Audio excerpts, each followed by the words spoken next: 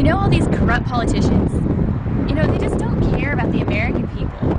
They just want to do what they want to do, what's in their own best interests. It's kind of ridiculous. Someone like, Harry Reid and stuff just decides to block votes for stuff because he doesn't want to do it. It doesn't matter what the American people want, who cares what the American people want? It's just a matter about what the people in Congress want. But there's one man who has stood up for the American people for 30 years. His name is Ron Paul, and he has voted in favor of America, in favor of the Constitution for a long time. And now it's time that we stand up for him and get him elected as the next president of the United States of America.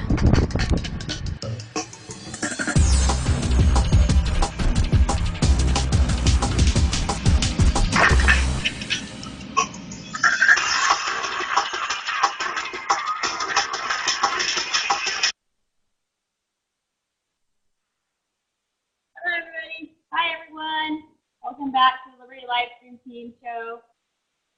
We are having a guest on tonight, Matt Larson 10. A lot of you probably know him.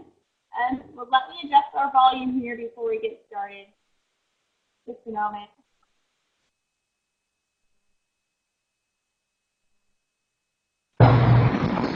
How's that, guys? Is that better?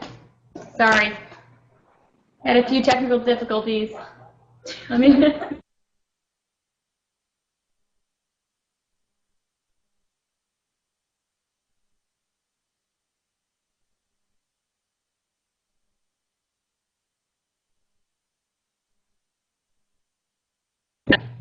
All right, guys.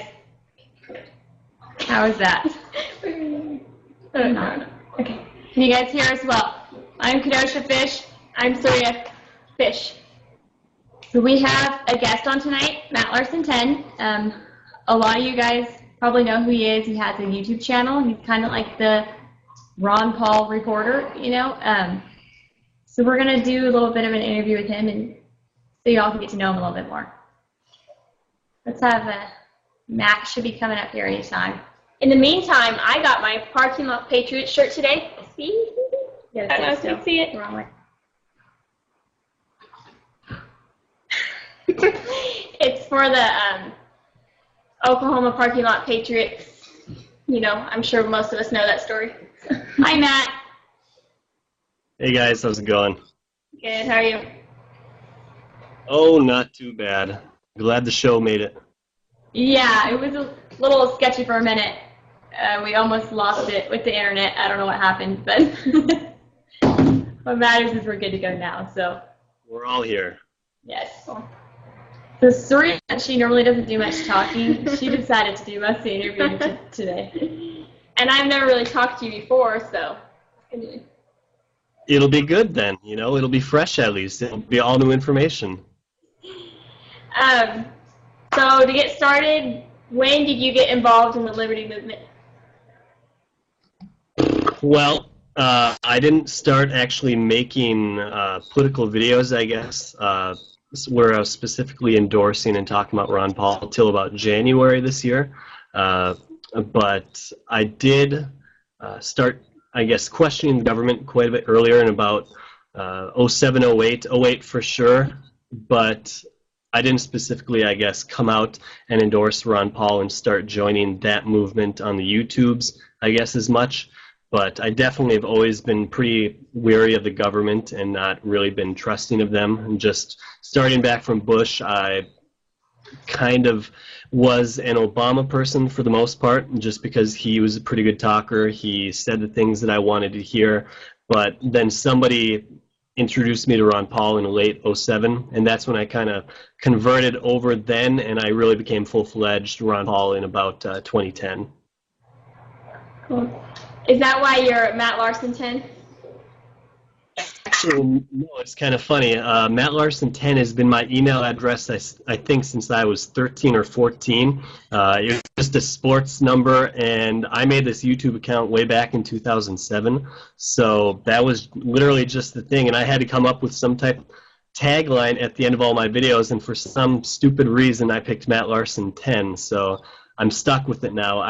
I've thought about changing it, but I think I would have too many people come on my videos and say, we want it back, and if you ever get rid of Go Ron Paul Peace, we're going to who knows what they're going to do. So I just keep everything the same. Yeah, you can't change it now. It's like your trademark.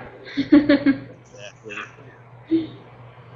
So, where are you from? What state are you in right now? I'm from Minnesota. I live in Minnesota. Midwest, I live about an hour away from Fargo, so kind of the Midwestern part of the state. What made you get so involved in making YouTube videos and, going all the way out for Ron Paul? Well, I went to school for law enforcement, so I've learned some rules and stuff that way and about the Constitution, and just seeing it from that kind of viewpoint really changed my, I guess, personal beliefs and my morals. It made me really want to stand up and fight a lot more, so that kind of gave me some grounds, a little bit of a base knowledge at least on the laws and the rules and how things are going outside and on what I think they should be. And so that's kind of what made me become an activist, at least.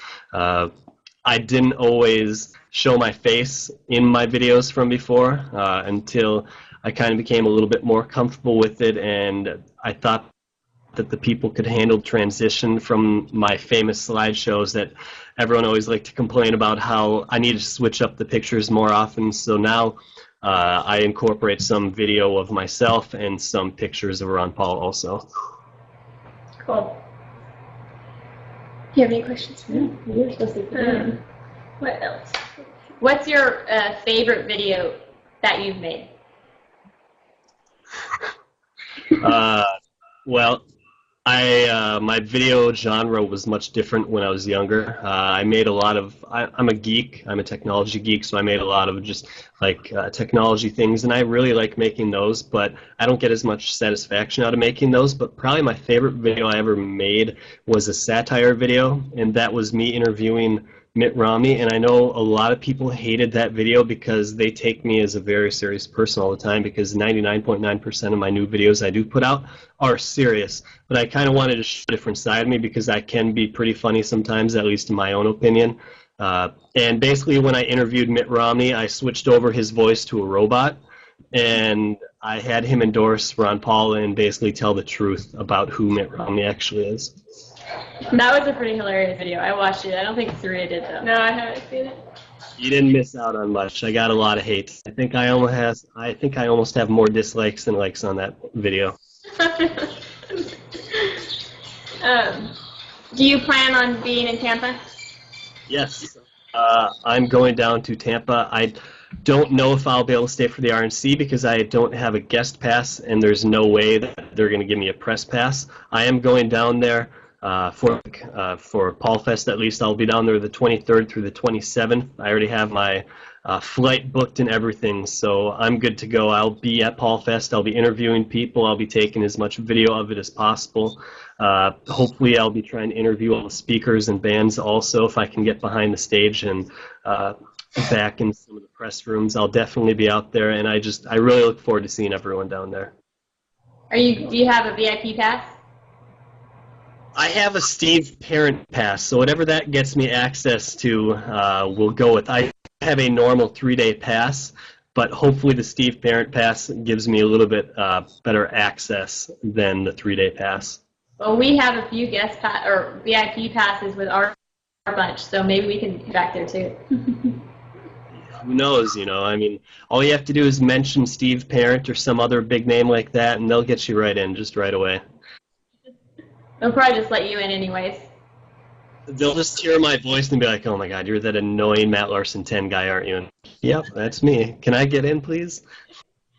When I first watched the first video from you, it was back at I think it was after one of the Colorado conventions.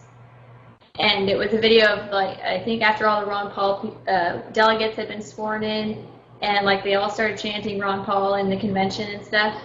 I don't remember when it was, but it was a while ago. And that was the first time I had heard your videos, and so I didn't know who you were. I just thought it was your voice sounds really young when you don't have anything to put it to. Well, not that you look old, but, no, I just thought it was some random kid. I'm serious, I didn't know who it was. See, and actually most of the time I get that as the opposite. people listen to my videos, and I didn't have the greatest microphone back then. I literally used my iPod Touch as a microphone, and that's why when I originally started out making the political videos, they're just slideshows, because I was over in Germany and I didn't have access to very good computers or cameras and mics and stuff like that. So I started out just making slideshows literally off my iPod. And when I started showing my face, I would kind of filter through the comments section of those videos a little bit more, and a lot of people are like, Matt, you look a lot different than what your voice like matches up with. Like, you sound like some old man, and then I look and you look like you're a 10-year-old kid. I'm like, no, I'm not 10, I'm 23, but I'm pretty close, I guess. That's funny.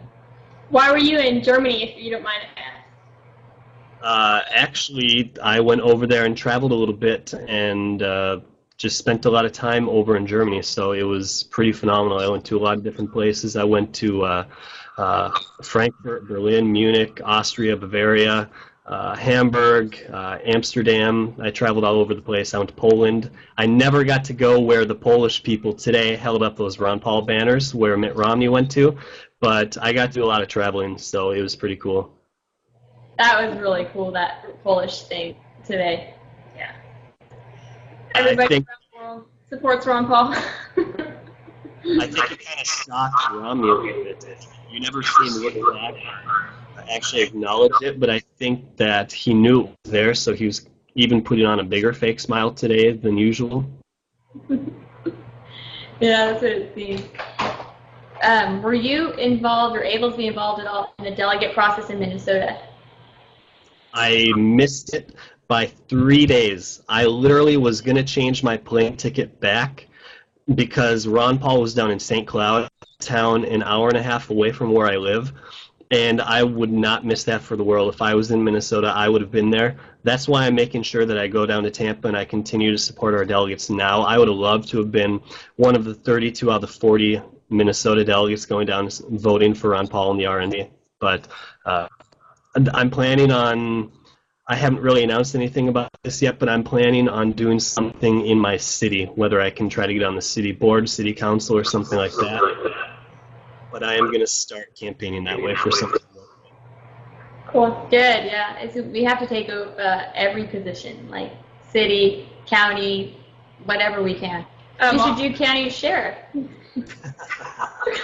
young for that. I don't think I'd get elected. Hey, you can't hurt to try, right?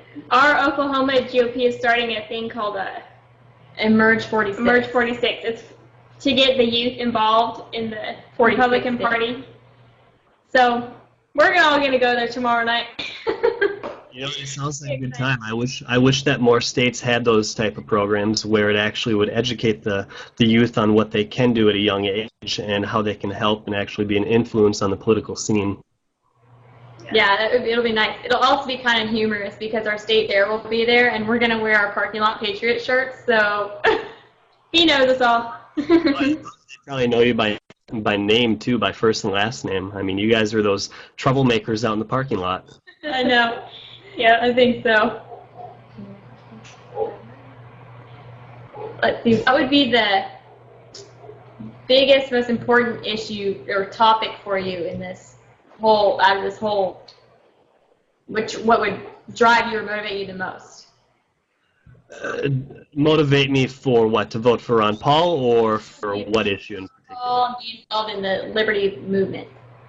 Debt. I believe the increasing debt is what will end America as we know it. I don't think it'll be war. I don't think we'll ever have some terrorist or terroristic group come over here and try to take over America. If anything, America will collapse because the dollar is going to collapse.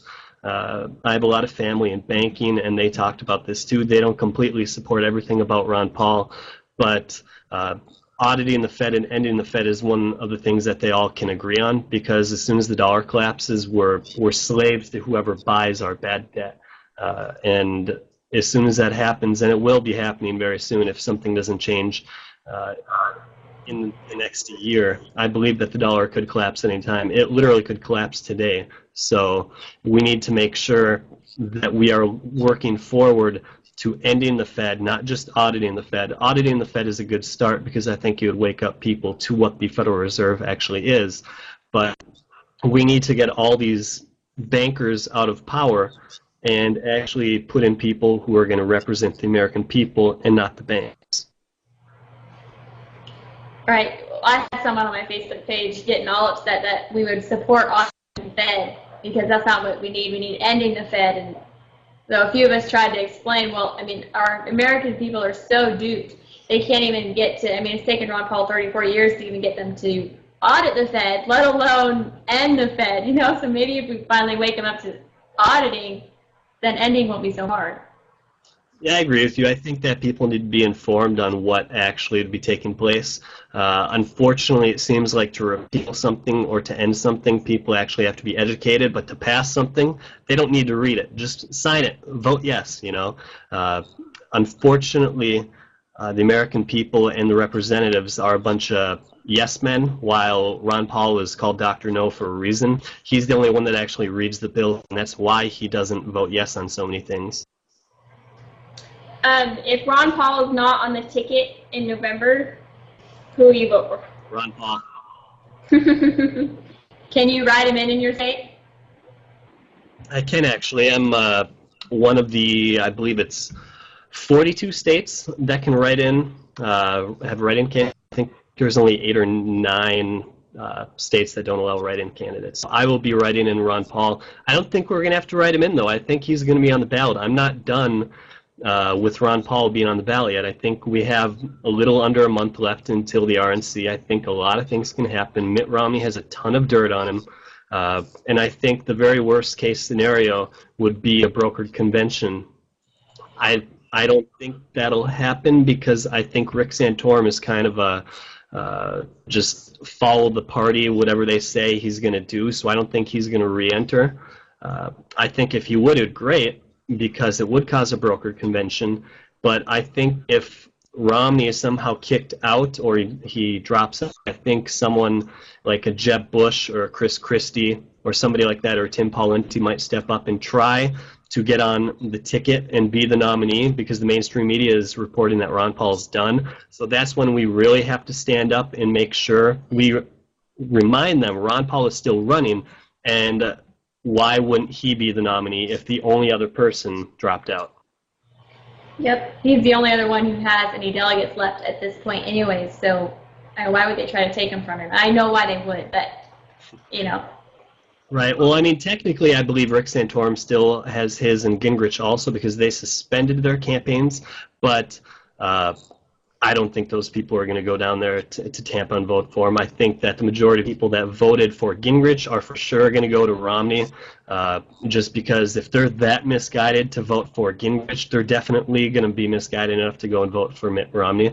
But Rick Santorum supporters, I believe, probably 75% plus of them will go to Ron Paul, just for the plain fact that Romney is a Mormon, and I know that we need to keep religion out of the voting, just because Ron Paul is a Christian. I'm not exactly sure what he is, his denomination and stuff, but he's not going to make laws on his religious values. He's going to strictly uphold the Constitution, keep his, I guess, his feelings out of it, just like how Ron Paul is a pro-life congressman. He does not believe in abortion, but he does believe in states' rights.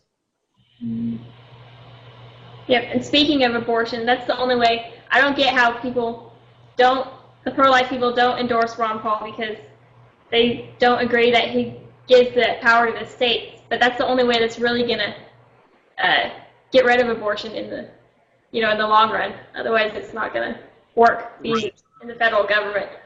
I don't believe that the federal government is good at mandating anything. It's not their job to mandate states' rights and laws like that. I believe faster action can take place because there's less just garbage that you have to go through to make a law or to repeal a law. So I just think that states are much better at managing their constituents inside each sovereign state. So when the federal government tries to stick their hands in states' rights issues, it just becomes a muck, and it's just a slow cluster process, basically.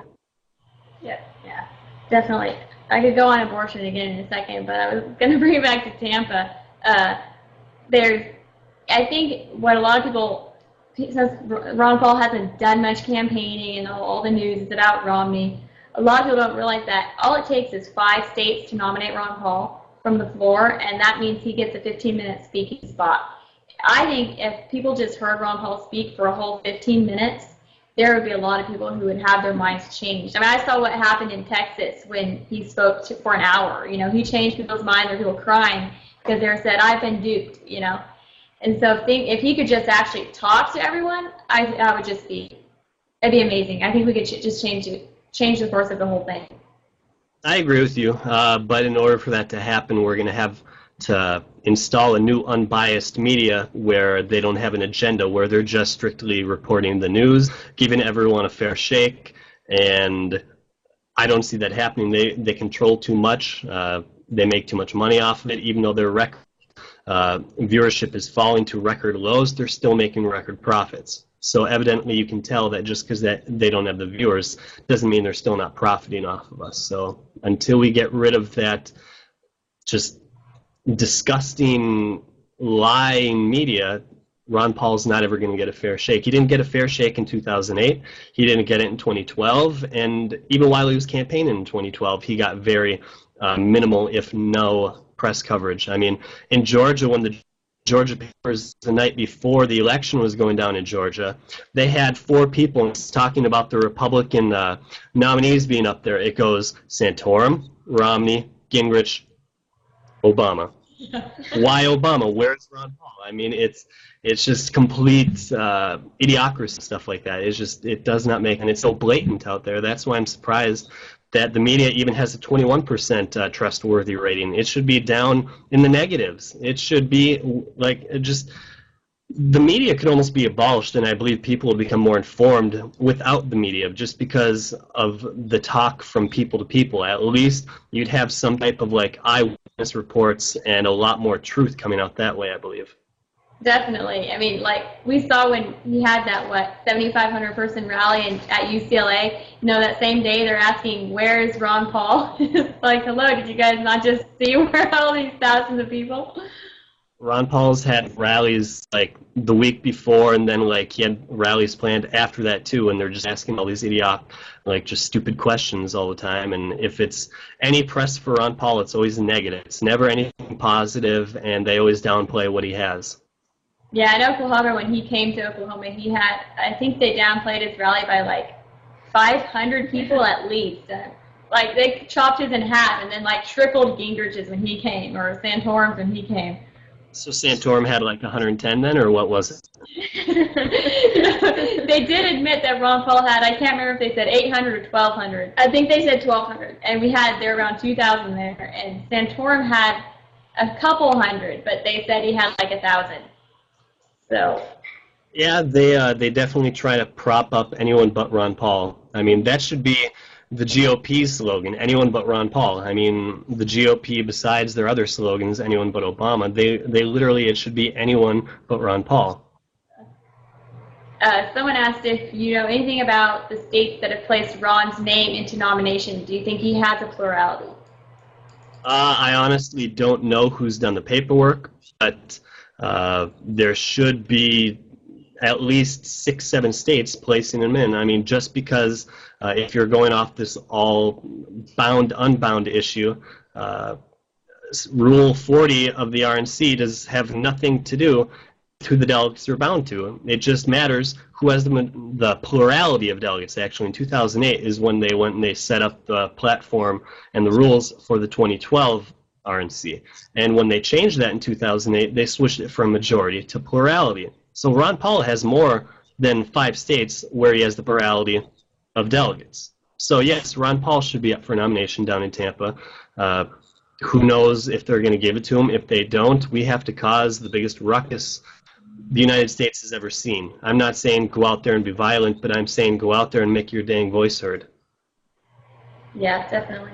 I know some information on that nomination stuff, but I'm not at leisure to talk about it, so. Got to do its best to make sure we can actually have success in Tampa, you know. Yeah. Go ahead. I think that there's a lot of people out there that know things that they aren't at privileged to say yet, so that's good news. Yeah, I'm Kadosha's sister, and you know we work in the same house all day long. I don't know anything that she's talking about. So.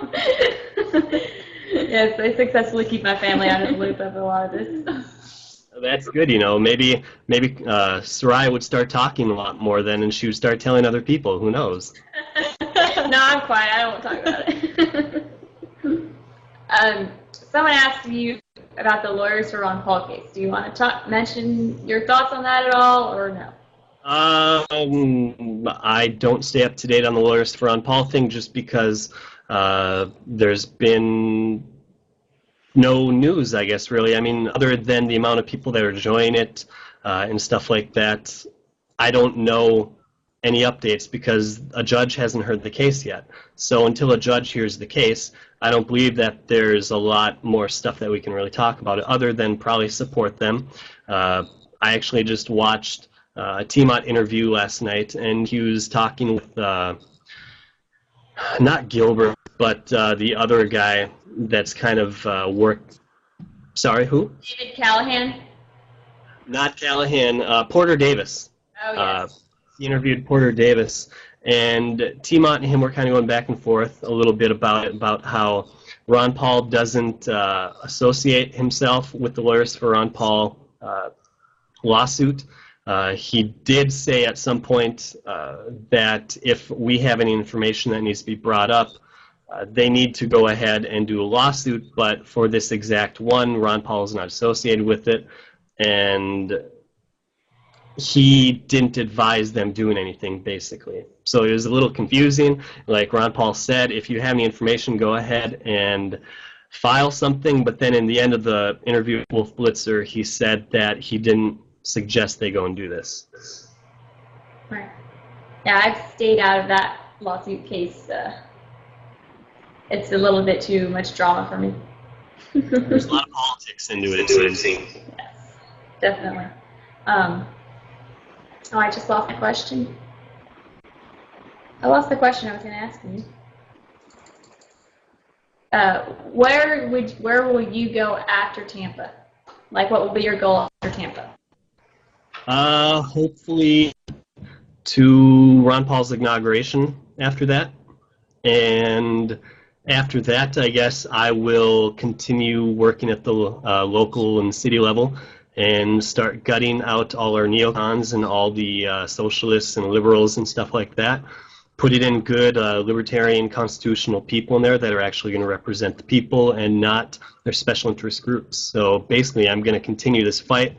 Even if Ron Paul wins, it's not over. It's not even far from over because they're going to be making his life impossible once he's in the White House. So we have to give Ron Paul the supporting cast in the next 2 years to actually get the repeals done. And we don't need Ron Paul to make new laws. We need Ron Paul to repeal bad laws and to repeal bad mandates. So we need to make sure that, like I said before, we give Ron Paul the supporting cast to make sure Ron Paul can do this constitutionally and not the Obama and the Bush way of just mandates. Yeah, I had someone talking about it. Well, we heard this argument when we talked to the congressional candidate a few months ago, and then someone also was saying this negative stuff about this congressional candidate, that it's bad because he's not going to go introduce legislation in Congress. I'm like, well, that's a good thing. I don't want new legislation. The only thing he needs to do is put legislation in to repeal something, you know, or vote against things. And they were saying, well, you shouldn't vote for this man because he's not going to go do anything in Congress, you know.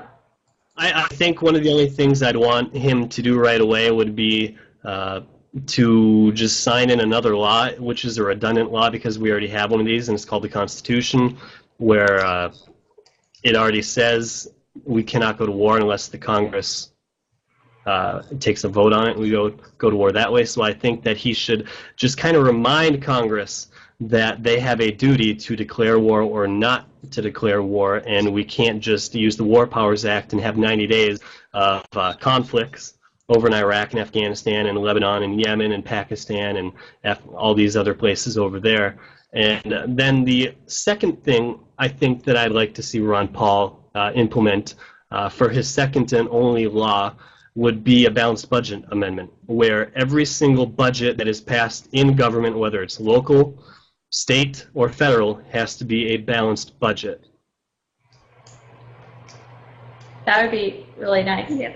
Yeah, it's something that it would make a big difference. I believe the debt will be the end of America if we continue on the same path that we're on right now. So I think that a good way to slow down the debt is to end the wars, but ending the wars is still not going to take away our $1 trillion in debt that we had this fiscal year again. Yeah. No, go ahead. Somebody asked me what I think of Harry Reid's flip-flopping position out of the Fed bill. I think he's the normal politician. I mean, somebody actually showed me a video from 2010 when he was up for re-election. That's the last time actually when he was for auditing the Fed. I made a video about this, and I believe I used his 1996 video clip when he was back in the Senate, when he wasn't some big wig or anything like that. And he was talking about why we need to audit the Fed. It's the taxpayers' dollars, and they have a right to know why.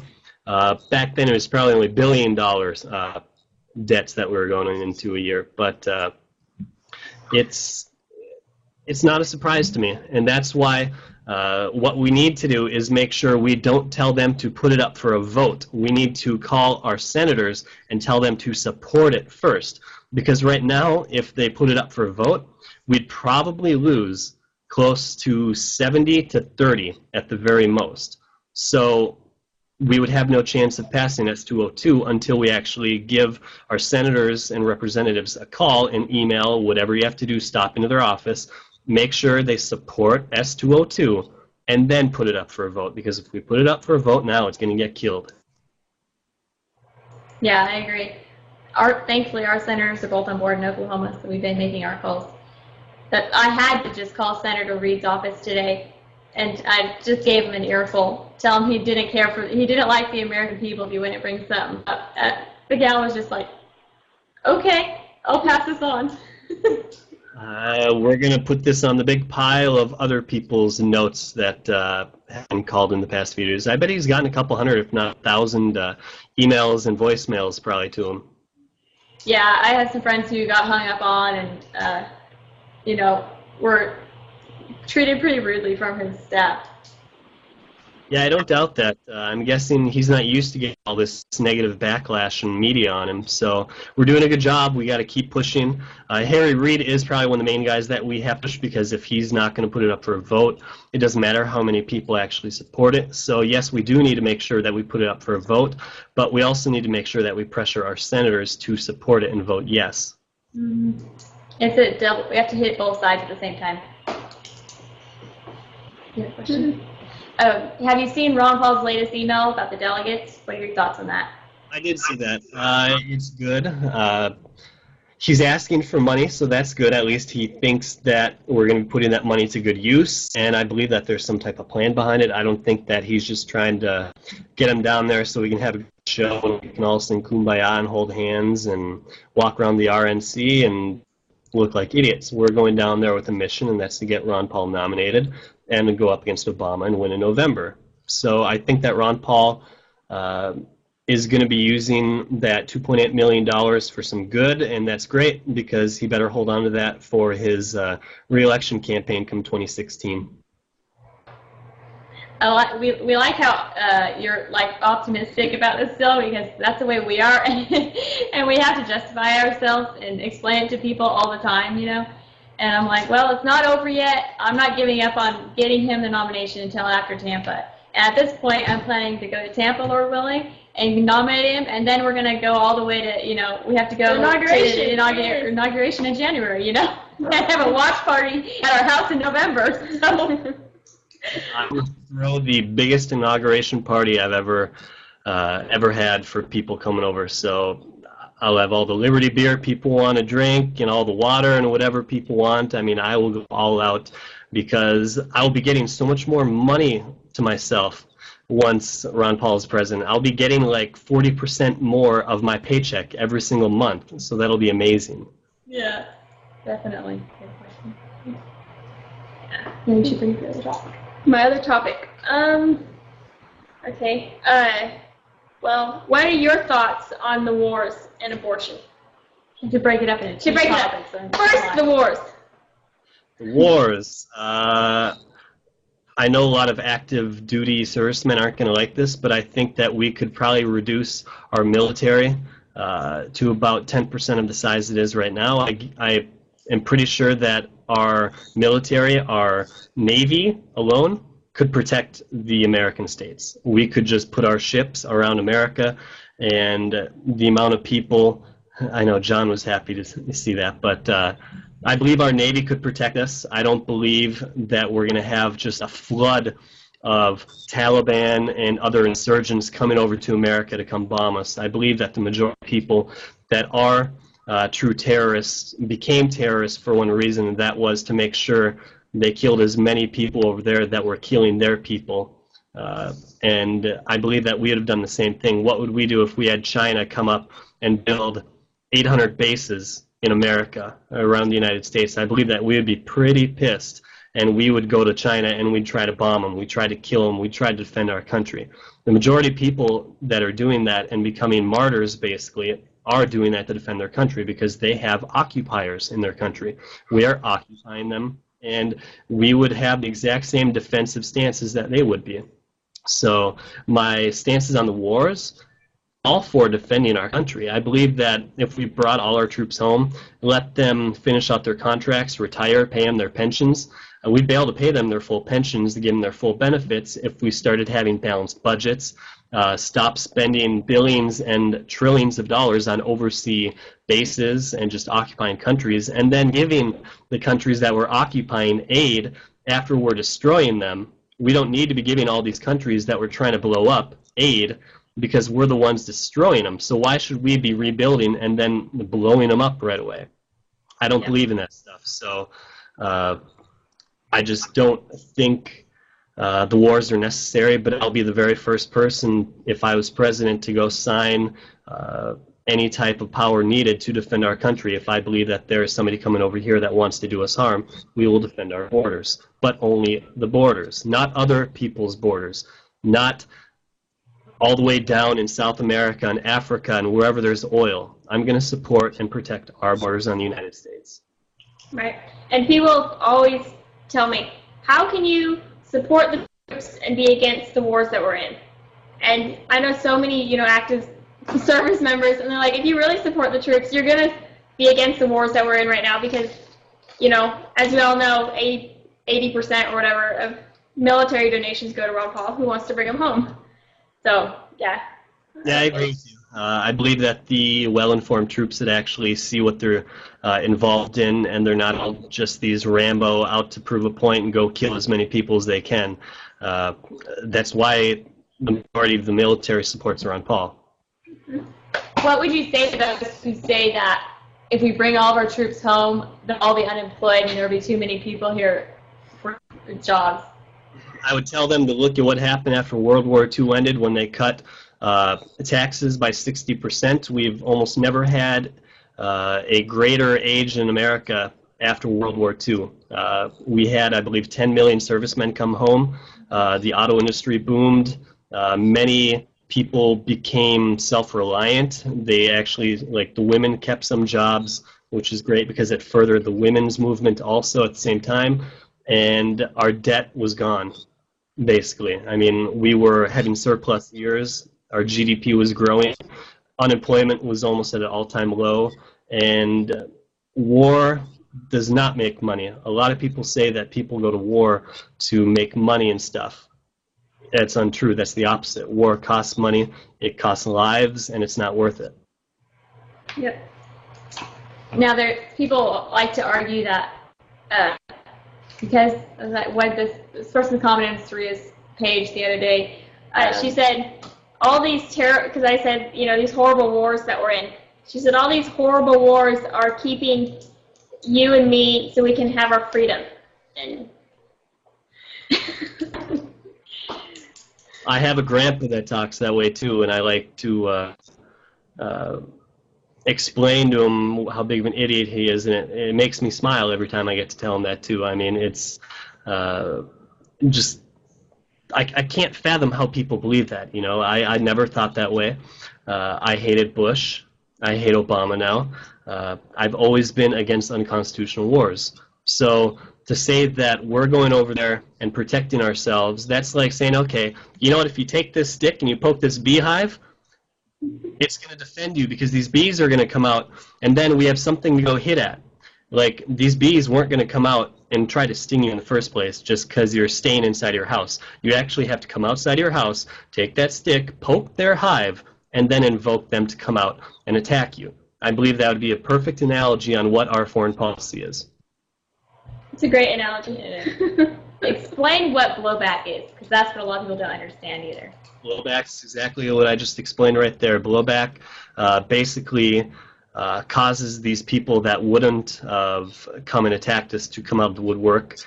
Most of the time we create the blowback through the CIA, whether it's back in the late 60s, early 70s when we created Al-Qaeda and the Taliban and stuff like that. I mean, look at Osama bin Laden. He was a CIA asset back then. He was created to destroy the Soviets. So Ron Paul talks about blowback all the time, and our blowback from the Iraq War is Iraqis hating us, some of them maybe trying to kill U.S. troops when they're over there, and blowback is a known term by the CIA. I can't remember who it was, but I believe it was Howard Wolfowitz who actually talked about blowback, and he was CIA, I believe. And people that don't believe in blowback don't know what they're talking about because they're not looking into why these people are coming out of their homes to try to kill us. They're not out there just because they don't like Americans. They hate our servicemen over there because we're over there terrorizing them. So, moving on to the next topic, abortion. A lot of people in the liberty movement, or not in the liberty movement, but there's libertarians who think you have to be pro-choice in order to be a libertarian because you shouldn't tell other people what to do. But obviously, if being a libertarian means that you can allow other people to murder other people, that's not right. So what are your thoughts on that? This is the one thing, and I know I'm probably going to get a lot of grief right here, where I don't believe the Constitution is correct. I believe abortion is murder, plain and simple. No matter at what stage it is, I believe abortion is murder. So I think that Ron Paul is an amazing person for actually being able to still give the states the right to make up that law, whether it's legal or not legal. I don't like abortion, period. So I think that I wish all abortions were unconstitutional and illegal, and I would take away the rights from the states to decide because I would make it a law, period, that abortion is murder. And I know that I'm going to get a lot of grief because it's not what the Constitution says, but God, it pisses me off when I see a little dumpster baby and just stuff like that. It's so hard for me to let it slide and let it become a state's right because I believe there's so many stupid people out there that would rather get upset about a puppy getting killed than seeing two twin babies get pulled out after 3-4 months and then just shoved in a bucket and left in the corner of a room to die. And people are so desensitized to human death.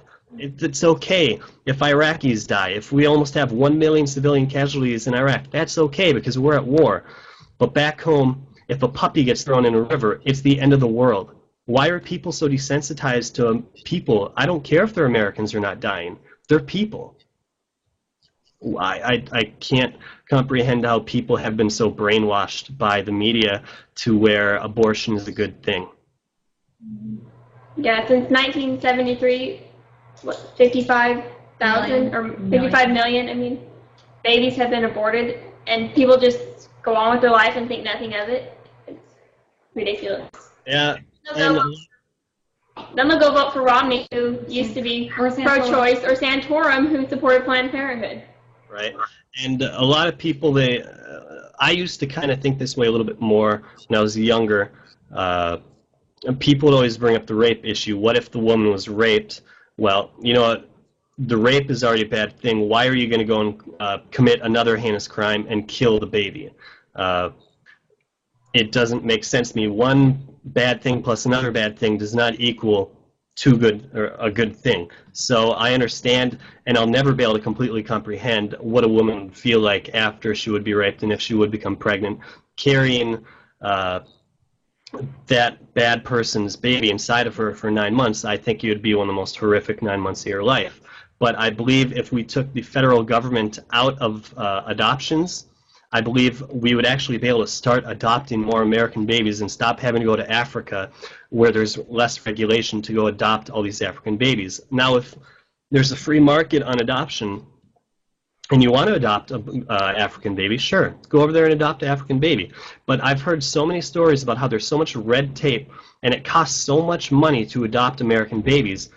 Many people don't even want to go through the hassle to try to support the people in your country. Yeah, we're fairly familiar with the adoption processes because I've looked into it myself. I'm just too young to adopt, but there's so much red tape, they make it totally impractical for someone like my family. Even if we wanted to adopt, okay, there's already 11 kids in our family, so I think we're crazy to want to adopt more. There's so many babies in the U.S. and then around the world that need a family, and they make it totally impossible. The requirements they put for my family to have to meet to adopt a baby are like astronomical. Plus, I have to be 25 to adopt. Okay, I'm a couple years too young, and I have to make a certain amount. I can't live on the same property as my parents if I wanted to. I mean, the requirements are just absolutely insane. So instead, they'll just make it legal for everybody to kill their babies. Yeah, it's the typical solution to government. Just mess it up. That's the outcome all the time. Whatever government touches, they mess up. Yeah, I always go, okay, they let people, people get married and have kids, or they don't get married and have kids, and there's no red tape with that. But, if you want to adopt someone's kid because you're a caring person, there's a bunch of red tape, so. Yeah, it's ridiculous, I guess. Go ahead. I mean, if we're talking about kind of hot button issues and stuff like that, I think that gay marriage kind of comes into play and stuff like that. I personally am straight, but I'm not going to impose my religious values on people because not everyone is religious. A lot of people are atheists or just deists and stuff like that. And I think if American people actually gain monetarily from getting married, and I say that because they get tax incentives and stuff like that from being married, man and woman and stuff like that. I think that the government has to allow both men to marry men and women to marry women, and until they take the government and the monetary, advantages out of marriage, they can't be the ones to discriminate. It's just like now we're on to the gay rights movement. We went from our women's movement to the black movement, and now we're going on to the gay rights movement. And I think that we're slowly evolving and realizing how messed up and backwards we are on so many issues. We're just not treating people like people, and I think abortion has a huge thing to do with that because dead fetuses aren't people to the abortioners and the people getting the abortions. So I personally think all government should be out of marriage. It should be private companies, and when I say a company, I mean a church, should be the ones, if a church wants to say, no, we're not going to marry you because in this church we do not practice homosexuality and gay marriage, I guarantee you 50 more churches will pop up for everyone that says no because they'll be able to make money off of it. It would be a free market, and a lot more people would have freedom of choice to actually go out, start a church, and probably profit off of it also. I mean, right now churches aren't supposed to profit because they're getting tax incentives or tax breaks from the government, but there's too much government in it now, and they're just influencing way too much on the political scene. And when I say that, I remember Obama was talking about how we need to leave the politics out of the pew. And then you hear Obama's campaign talking about how they need to start gaining all of these pastors and priests and start making sure they brainwash their flocks to vote for Obama because he's the only one that's the true Christian. Romney's a Mormon. Yeah, the whole homosexual thing if it's, I don't understand why, well, I understand why, but there's such a huge push in our country for all of us to accept it. I'd rather it just be, as much as, yeah, I don't agree with it at all, but since I'm for freedom, I'd rather they can do what they want to do, I'll do it, and then it means they'll leave me alone too to be able to do what I want to do. Yeah, no, for sure. I mean, unless it's hurting me, unless their actions of getting married are somehow hurting me, they're free to do what they want. You know, it's their own lives. You don't have to agree with everyone. That's why they gave us the First Amendment, to do controversial things. They didn't give us the First Amendment to go talk about the weather, and I know that's a great quote. They gave us the First Amendment to do and talk about controversial things, and I believe that gay marriage is one of those things covered under the First Amendment. And have freedom to tell people what your opinion is on this issue too. Yep. I know that religion is one of those really hot topic issues where the people that are religious always like to preach to the atheists, and then the atheists kind of go back at it, and the responses typically go, well, I'm going to talk to you about this, and I have the right to talk to you about mine and how you're wrong. So it's just an argument going back and forth, and I think that if people would stop arguing about religion and just worry about themselves, I think that people would get a lot farther in their own spiritual walk, whether it's believing or not believing. I think that people would just be a little happier that way. Someone asked what my opinion is on gay marriage.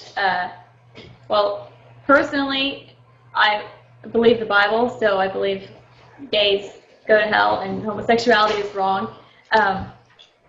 That's where we stand because we are strong Christians and believe the Bible, and believe if you don't believe the Bible, you end up in hell. So that's where we're at with that. But their freedom in America dictates that people can do what they choose to do because that's the only way. I mean, we all want freedom and liberty to be able to do what we want to do. So I agree, and I almost believe that being that you're so much for freedom in the First Amendment, stuff that you're willing to let those people that do believe in gay marriage understand, according to you in the Bible, their consequences, and if they're gay, they'll go to hell. So again, just like how I'd have the right to smoke crack cocaine, I know I could die from it, but those are the consequences, and that's the freedom. Sometimes it's a little bit easier to prove beliefs to facts and stuff like that, where I think it's a lot harder to give someone evidence that they're going to go to hell if they're doing this, compared to certain things where if you practice your Second Amendment, I think you have a lot better chance of proving that, hey, someone might at least using their Second Amendment and protecting themselves, compared to if you believe in gay marriage and you're married and you're gay, you're going to hell. I mean, it's kind of one of those things where you kind of got to pick your battles. yeah, definitely. Well, let's see. I'm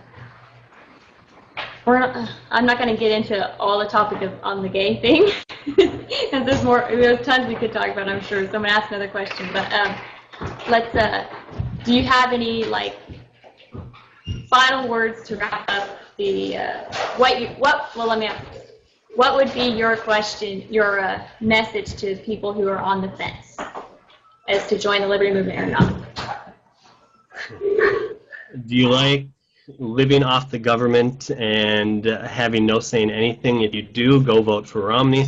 If you like making individual choices, and if you like the capitalistic system, unfortunately, we do not know what that looks like, because we do not have a true capitalistic system right now.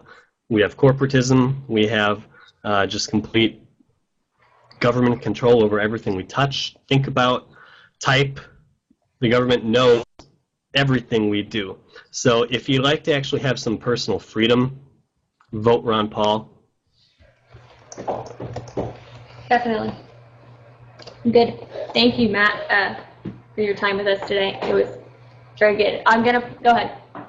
No problem. It actually went by really fast. I just looked up the clock, and I can't believe it was already 57 minutes in right there. So thank you guys for having me on. It was a lot of fun. Now that we've all actually had a time to talk before, now Soraya can say more than 5 words. It'll be good. Thanks for being on. Yeah, it was good. we can go a few minutes extra because the people, I mean, we aren't like cut off time. I know a couple people asked about Oklahoma's situation. We did submit a challenge, or I should say we submitted a complaint to the Oklahoma GOP chairman like a couple months ago, but and there's more to that, but I'm not at leisure to talk about it right now. So just hang tight and hopefully you'll be able to hear something soon. I guess basically if anyone had any questions for me, they could just type it down below and I can answer for a couple more minutes. Yeah. Go ahead and ask any questions if you guys want for Matt. We have well, we might, someone asked about it. What is someone asking you? A troll asked me how I got to be so cool, and I think I was just born that way. What are your thoughts? We're going to ask one question, and then we're going to play a video, and then anyone who has any questions can write a message to Video Slang. What's your thoughts on Maine? Maine is our sign that we are still able to win, because if Romney didn't need Maine, like how the mainstream media projects his numbers, he wouldn't be going after Maine. So unfortunately for Mitt Romney, we're still in it, and his despotism shows right there. I mean, to go and try to steal our delegates, that the, I'm going to get this right this time that I say it live, the governor of Maine is in support of all the delegates. I say that because in my video that I did, mayor on accident. I had a brain fart and I accidentally said mayor in the video, so I had to make sure that I said governor this time. Yeah, I read some articles from Maine, and it's good that they have the establishment on their side because that means that they're more likely to be seated. So. Somebody asked me what I intend to do for my future in politics. I'd love to start small, just on the city council, and kind of work my way up. I think it's a good beginning, and if I got that in my resume, it'd be a good way to advance up, I guess. We're going to play a video here and ask questions for Matt. Type in the chat if you have any questions, and then we'll answer them when the video is done. It's the what if video, John. It's a speech called, it's a what if speech that my 16-year-old brother wrote, and I went ahead and read. In a country that was established on basic personal liberty and freedoms. And hundreds of years ago, our fathers fought to their death for that country to be freed from their oppressors. What if they warned us of a government not guided by individual freedom and rights to liberty, and told us how to avoid being enslaved by such a government? What if over the generations we slowly strayed from those instructions, and now you realize how far from those rules our government has taken us? What if you realize you are being deceived by what is called common sense, and you recognize that it is not evil to want your freedoms back? What if you realize tyrannical rulers are taking your money and only returning with more regulations on you and your countrymen? What if they printed paper and told us gold is not money? What if you realize that you have sacrificed your liberty for security and now you deserve neither? What if the people of this country have tried to convince themselves that killing their children is somehow morally correct? What if your leaders are truly supporting the murder of these helpless children, and then they try to persuade you to support them? What if some of these rulers claim to be pro-life and then attempt to justify voting for the funding of murder? What if your president is lawless and has broken his oath, yet for some reason he is not being held accountable for his actions? What if we, as a nation, spend money we do not have bringing down rulers of other countries because they oppress people, and then you realize that your rulers are not far from the same? What if you are told that this is the way it must be, and that our forefathers were mistaken and did not understand how to keep this country free? What if we, as a country, wake from our sleep and put an end to the cries of helpless babies being murdered by the thousands with no one to save them? What if we wake and stop the killing of our soldiers in unending and worthless wars, and we bring them home to protect this country that is called the land of the free and the home of the brave? What if it is time to rise, be brave and not slumber, to confront the tyranny and murder being forced upon us? Time to stand between the dead and the living. Time to say enough to the slaughter of precious little lives. Enough war, enough greed, enough oppression. Enough stripping of our liberties. Do you realize all these what-ifs are actually truly what is going on around you? For too long, we have not heeded what our founders warned us of. They warned that all tyranny needs to gain a foothold is for people of good conscience to remain silent. Neither have we heeded the words that commerce with all nations, alliance with none should be our motto.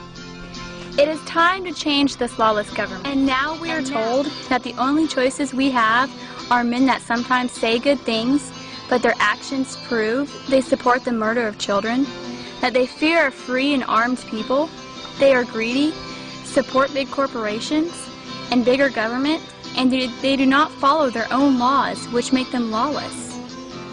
Yet there is one man who stands out from the rest. He thinks outside of the political box. So much so that they think he's crazy. Is it wrong to promote following the Constitution? Is it wrong to believe in peace? Is it wrong to advocate putting an end to nation building and policing the world? Is it wrong to speak out for the poor and needy? Is it wrong to say that any candidate but Ron Paul will pull this country further down the drain? It is time for the Ron Paul revolution. It is time to finally have a leader that understands and promotes peace, prosperity, and freedom.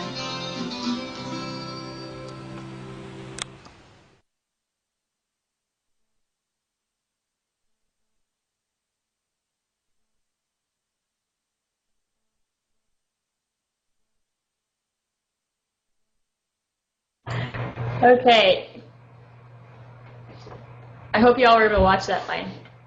We couldn't watch it here on our end. Matt, you have no sound. You're muted, Matt. Can't hear you. I wasn't talking. Can't hear you. Say what? I wasn't talking, sorry. I was laughing at some of the comments down below.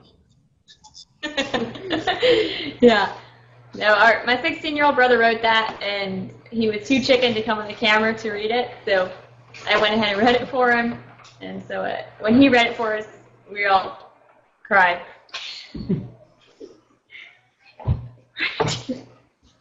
There's a couple questions that I don't know if you caught them, Matt.